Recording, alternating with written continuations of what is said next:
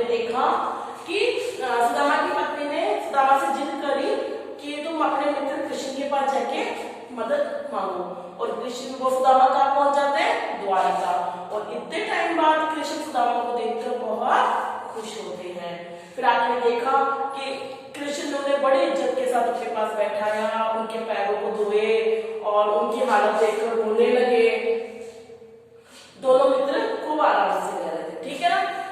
अब है नेक्स्ट, अब क्या होता है कि सुदामा जी को रहते हुए बहुत दिन हो जाते हैं, अब उन्हें वापस भी तो जाना है।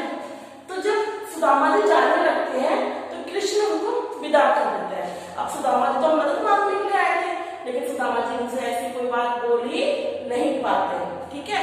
वो सोचते हैं कि शायद कृष्ण मेरी हालत देखकर मुझे खुद ही दे दे, लेकिन कृष्ण भी उनको कुछ अपने हाथों से देखकर उनको छोटा नहीं करना चाह रहे थे। तो जब उनको विदा किया तो सुदामा जी को कुछ भी नहीं दिया। तो क्या हुआ, सुदामा जी मन ही मन बहुत गुस्सा हो रहे थे कृष्ण से। तो उसी का वर्णन इसमें किया गया। तो आप क्या लिखेंगे प्रश्न में, उपरोक्त पद्यांश हमारी हिंदी की पाठ्य पुस्तक पाठ 12 से लिया गया है। इसमें कृष्ण ने सुदामा को विदा किया तो सुदामा के मन की बातों का वर्णन इसमें किया गया है, ठीक है।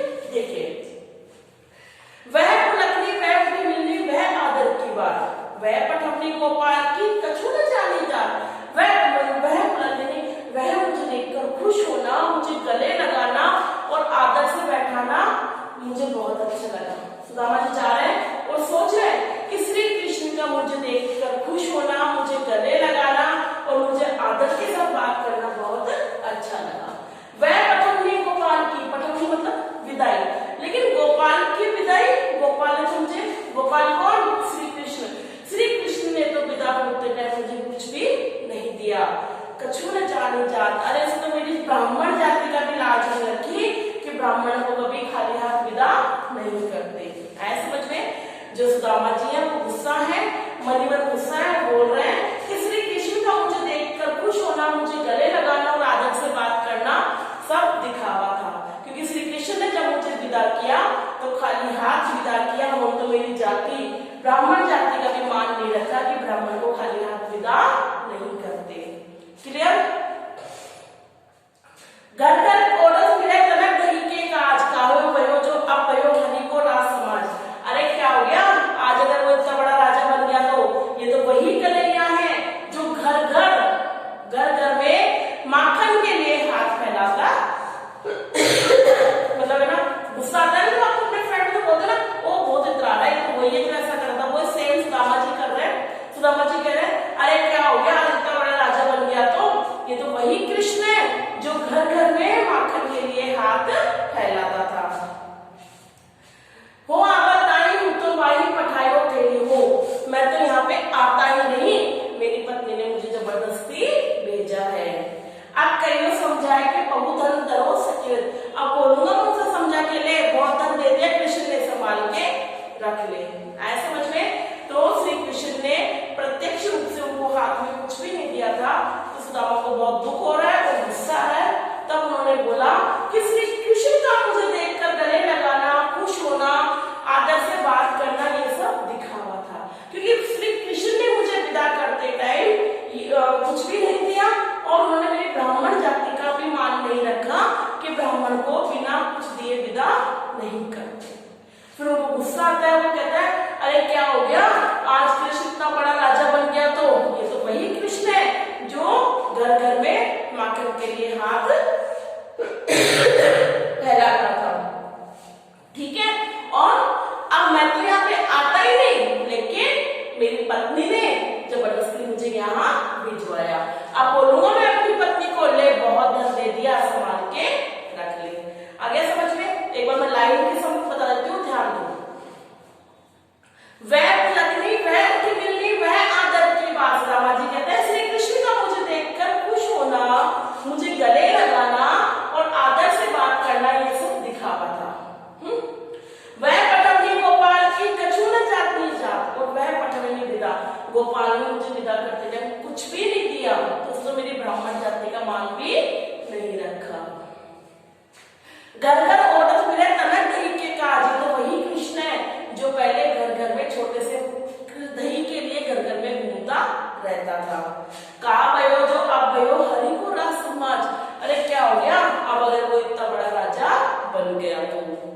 हो आवत नाही हूं तो वही पठारो केली हो, यानी मैं तो यहाँ पे आता ही नहीं, मेरी पत्नी ने मुझे जबरदस्ती भेजा है। अब कहो समझाए के बहुत धन धरो सकेली, अब कहूंगा मैं उसको समझा के बहुत धन दे दिया, इसको संभाल के रख ले। आगे समझ में? तो ऐसे सुदामा जी गुस्सा करते हुए अपनी सुदामा नगरी में जा रहे हैं। क्लियर? अब देखो जी सुदामा जी कहाँ पहुंच गए? सुदामा नगरी में। सुदामा नगरी में पहले क्या था? उसकी झोपड़ी थी, लेकिन वहां तो सब कुछ बदल गया। देखो बैसोरी राज समाज बने गज बने धन संप्रभ छायो। जैसे ही सुदामा जी अपनी सुदामा नगरी में पहुंचते हैं तो उसे तो वहां पे द्वारिका जैसी सुंदरता ही नजर आती है। सुदामा नगरी में उनको किसको? सुदामा को द्वारिका जैसी सुंदरता ही नजर आती है। बैसोरी राज समाज बने गजबाजी घने मन संप्रभ छायो। वैसे ही बड़े बड़े महल और हाथी घोड़े वहां पे उसको दिखाई देने लगे। कदो बड़े को मारे भूली पेड़ी के अब द्वारिका आयो। ये सब देखकर सुदामा जी ने सोचा शायद मैं तो रास्ता भूल गया और घूमकर वापस द्वारिका ही आ गया।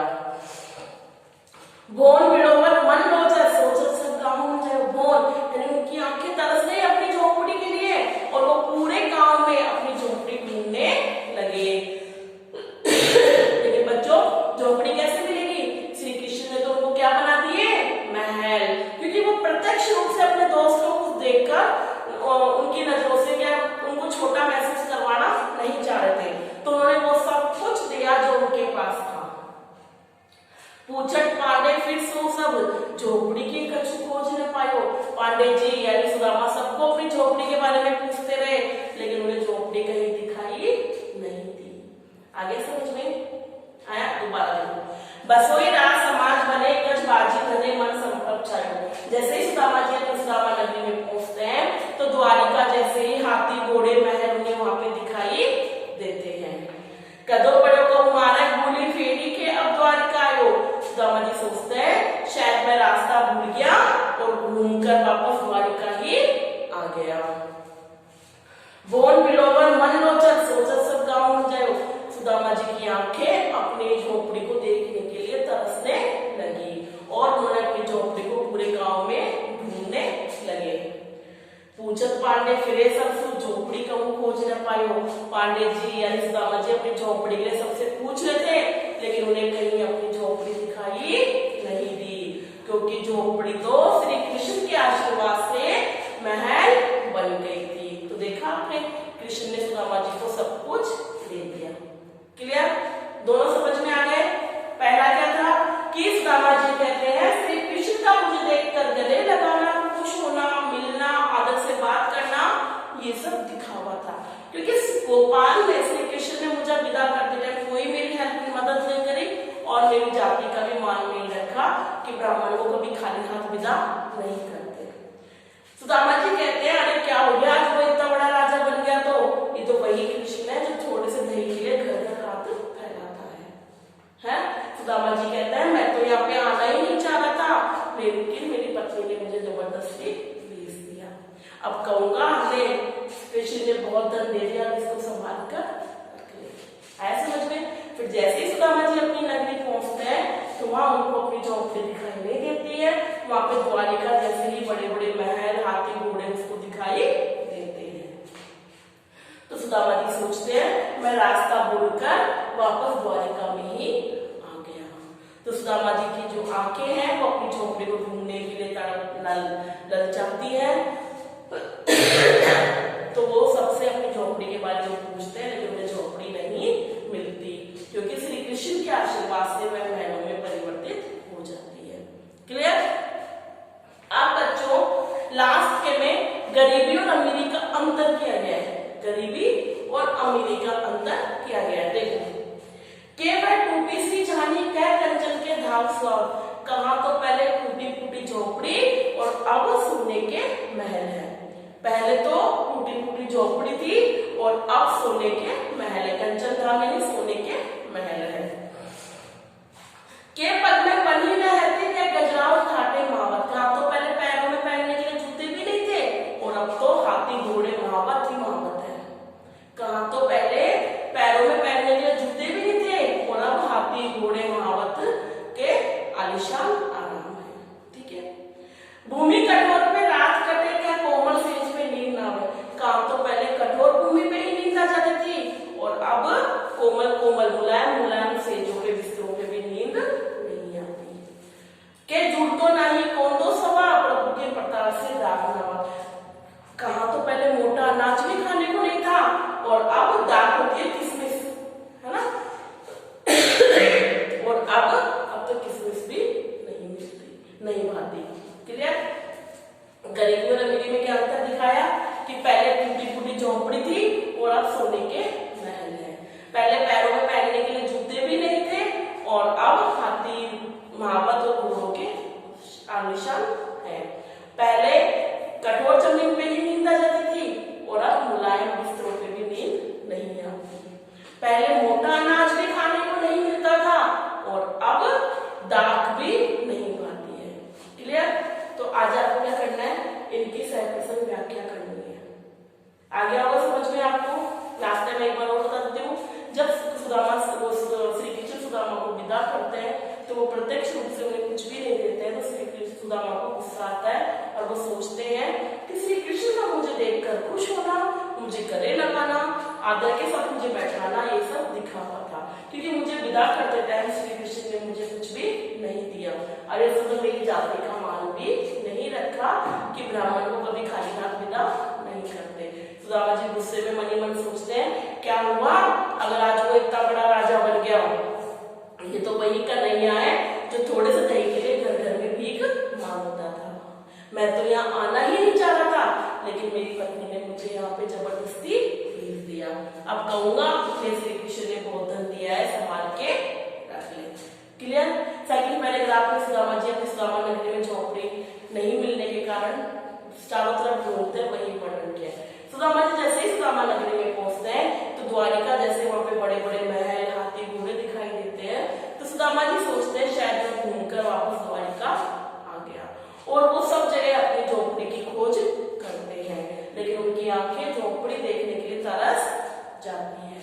सुदामा जी एक एक व्यक्ति से अपनी झोंपड़ी के विषय में पूछते हैं, लेकिन कोई भी उन्हें नहीं बता पाता है, क्योंकि श्री कृष्ण के आशीर्वाद से वो सब महलों में परिवर्तित हो गई।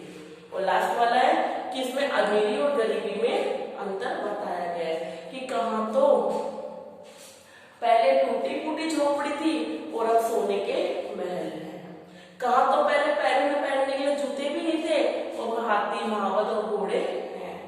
पहले कठोर भूमि पे ही नींद आ जाती थी, अब कोमल सेजों पे भी नींद नहीं आती।